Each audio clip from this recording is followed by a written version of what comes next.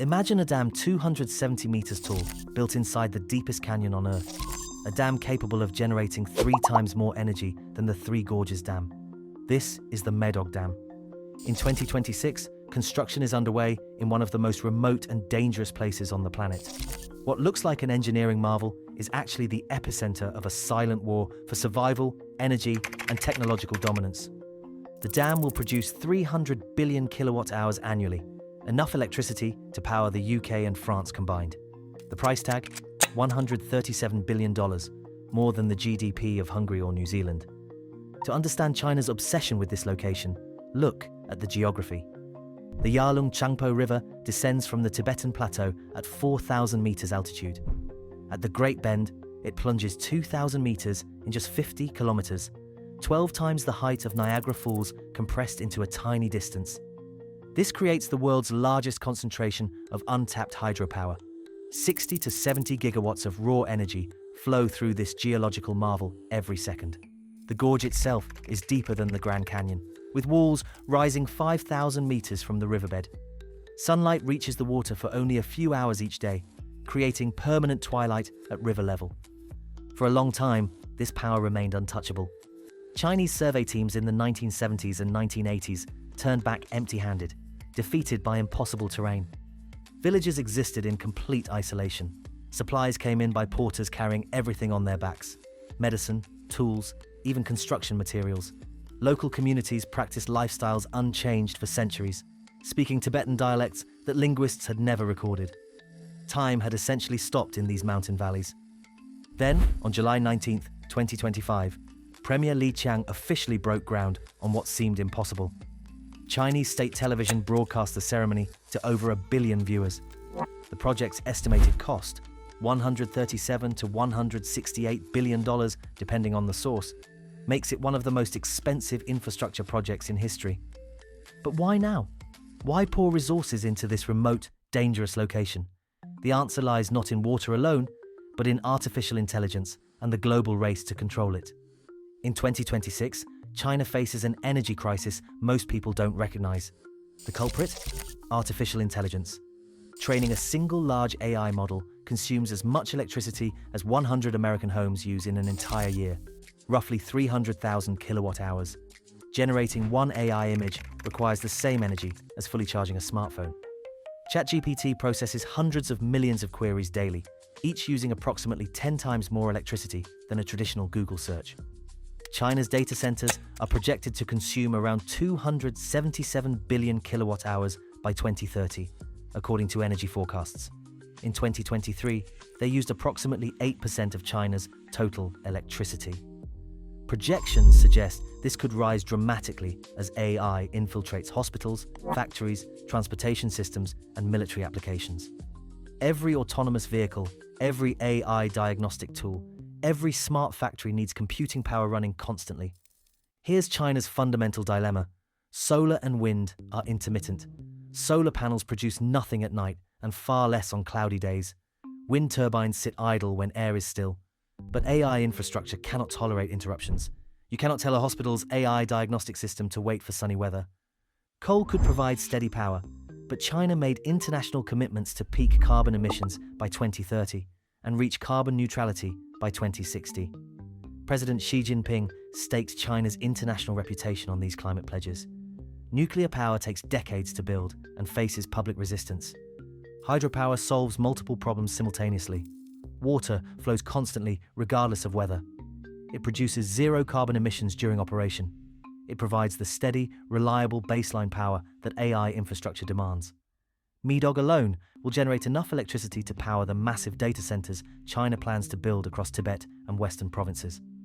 This connects directly to China's Eastern Data, Western Computing strategy, a national plan to move server farms from expensive coastal cities to western regions where energy is abundant and land is cheap. Tibet's naturally cool climate also helps, reducing the enormous cooling costs for heat-generating data centers. Ultra-high voltage transmission lines will carry Medog's power thousands of kilometers east to Shanghai, Shenzhen, and Beijing, where AI companies are racing to dominate the technological revolution. The geopolitical stakes are immense. Whoever controls AI development controls future medicine, military technology, economic forecasting, and global communications. China isn't just building a dam, it's building the electrical foundation for technological supremacy in the age of artificial intelligence. Building in Medog means defying nature at its most violent. In 1950, an 8.6 magnitude earthquake killed nearly 5,000 people and physically reshaped entire mountains.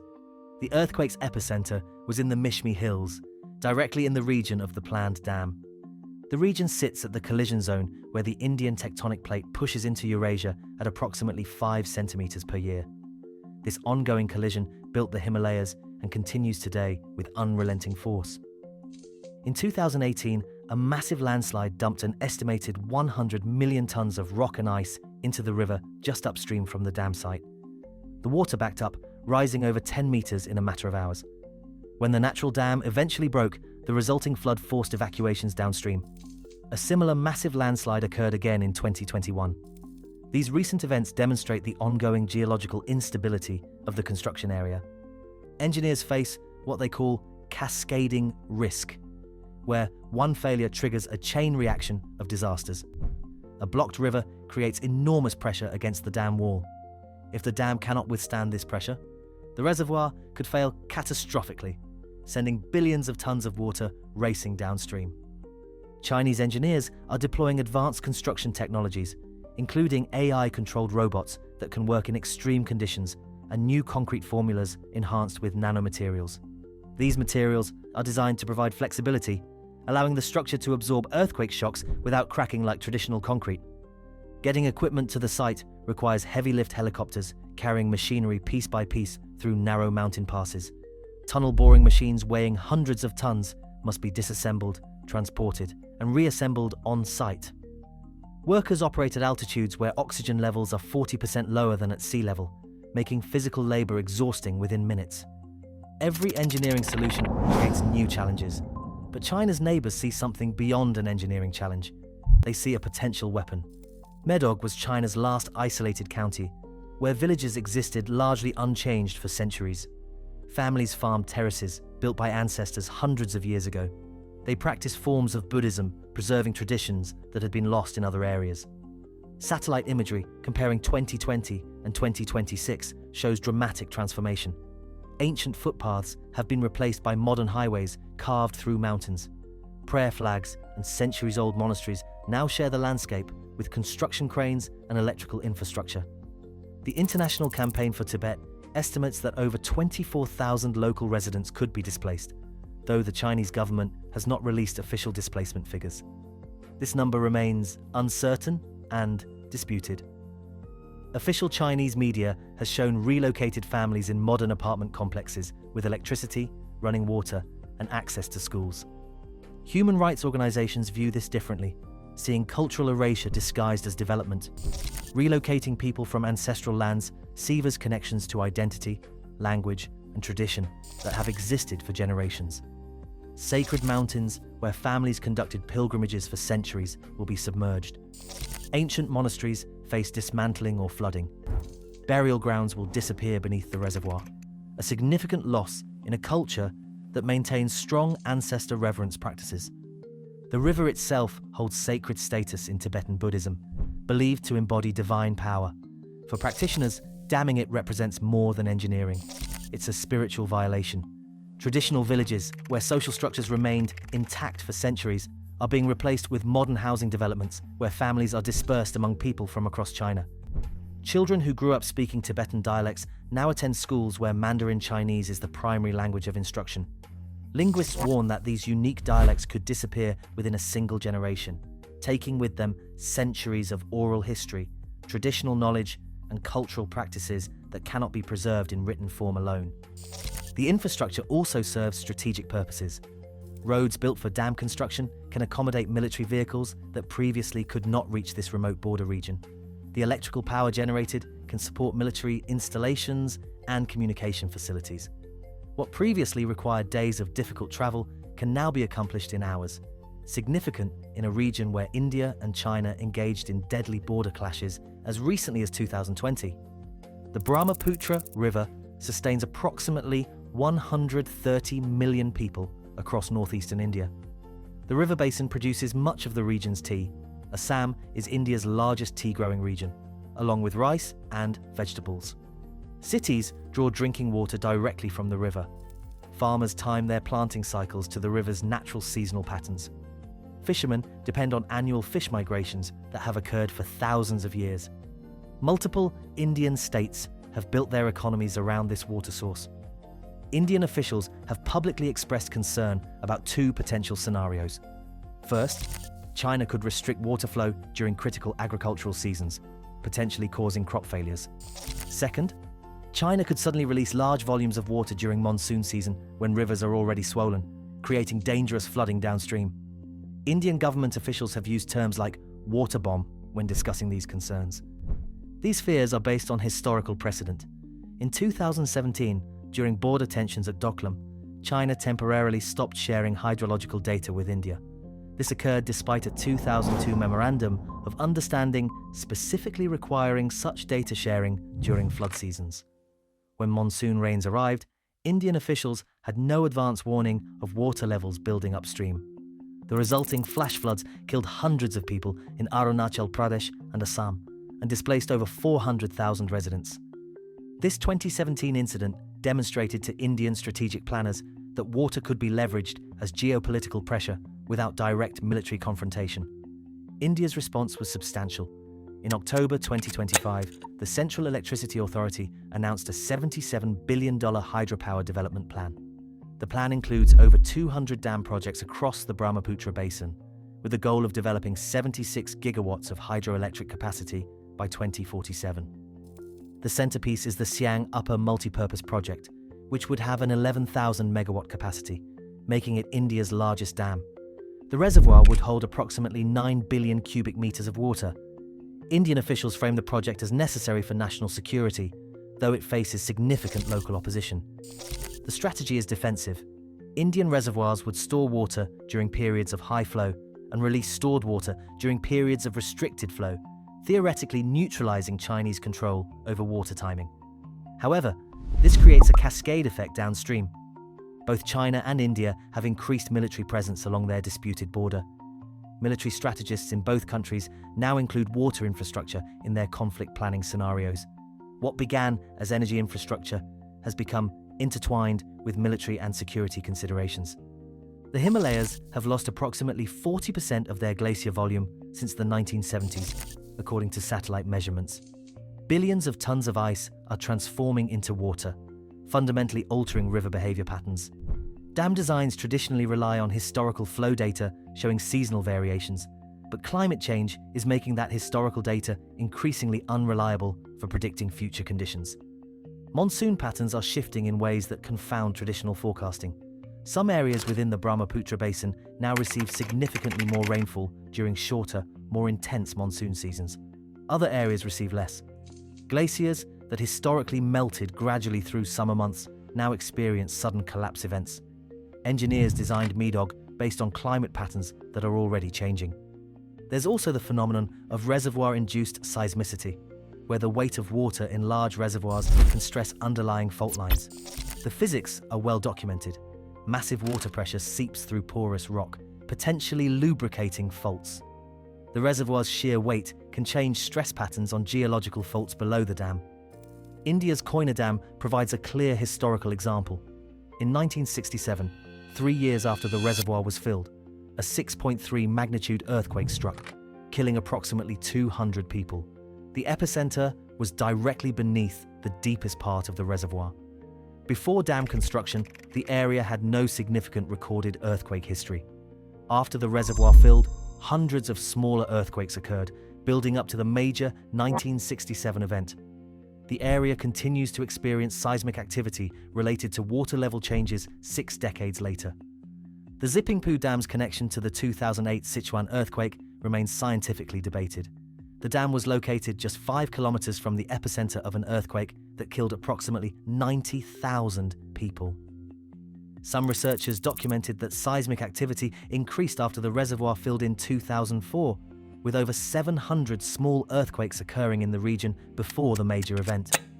Other scientists argue the fault was already at a breaking point and would have ruptured regardless. The scientific debate continues because the implications are significant. If large reservoirs can trigger major earthquakes, it affects how we evaluate the safety of many large dams worldwide. The challenge is that we still don't fully understand all the mechanisms by which reservoir loading affects earthquake risk. The Medog region is demonstrably more seismically active than either Koina or Zipingpu. The 1950 earthquake, measuring 8.6 magnitude, was one of the largest continental earthquakes ever instrumentally recorded. Building the world's largest hydropower project in this seismically active zone represents an unprecedented engineering gamble. If the Medog Dam were to fail catastrophically, approximately 10 billion cubic meters of water would escape rapidly. The resulting flood would race down the narrow canyon at extremely high speeds, destroying everything in its path. The flood wave would reach India within hours and Bangladesh within several more hours. Such a failure could displace tens of millions of people across multiple countries. Bangladesh, with much of its land barely above sea level, would be particularly vulnerable. The refugee crisis would be unprecedented in modern history. International humanitarian response capacity would be severely strained. Regional geopolitical stability would be threatened. The economic consequences would also be severe and global. Bangladesh is the world's second-largest garment exporter. Destruction of its manufacturing infrastructure would immediately impact global supply chains, affecting retailers and consumers worldwide. Meanwhile, ongoing construction is impacting one of Earth's most biodiverse regions. The Yarlung Tsangpo Gorge hosts numerous endemic species found nowhere else on the planet. The region's extreme altitude variations create unique microclimates where distinct species evolved in isolation. When habitats are destroyed through construction and flooding, these species face extinction. Each loss represents evolutionary history that cannot be recreated. The paradox is stark, pursuing clean energy infrastructure that could potentially trigger environmental and humanitarian disasters of immense scale. The Medog Dam is scheduled for completion around 2033. By that time, China may have established leadership in AI development, powered by reliable electricity from Tibet. India may have constructed its counter-dams along the Brahmaputra. The balance of power in Asia may have shifted in ways we cannot currently predict. But the Brahmaputra, sacred in Hindu texts as the son of Brahma, considered a manifestation of divine power in Tibetan Buddhism, will have been transformed into reservoirs controlled by competing national governments. A river that has flowed freely since before human civilization will be divided into segments, each controlled by nations with their own strategic interests. Consider what is being exchanged. One side offers clean energy reducing carbon emissions, technological advancement pushing AI capabilities forward, and economic development. China potentially develops AI applications that could cure diseases. Millions receive electricity without burning coal, avoiding air pollution that kills millions annually. The other side brings cultural displacement where indigenous peoples lose entire ways of life. Rivers transformed into potential weapons, threatening hundreds of millions. Ecosystems destroyed, eliminating species that took millions of years to evolve. And catastrophic failure risks. Ancient cultures and languages that sustained communities for millennia disappear. The dam will stand for decades, potentially centuries. Long after current political leaders have left office, this massive structure will remain, holding back natural forces that shaped continents over millions of years. Future generations will inherit whatever consequences flow from decisions being made today. The real question is whether the potential benefits genuinely justify the risks and costs. Let us know what you think in the comments section. The countdown to 2033 has already begun. Concrete is being poured, mountains are being reshaped, rivers are being controlled, and we will all discover together whether this represents humanity's greatest engineering achievement or its most devastating mistake. Now, if you think reshaping a river is ambitious, try uniting 7,000 islands. The Philippines is making an $8 billion bet to physically connect its entire nation. Different project, same high stakes. Watch the Philippines' $8 billion gamble to unite its islands next, and see how far infrastructure can really go. I'll see you there.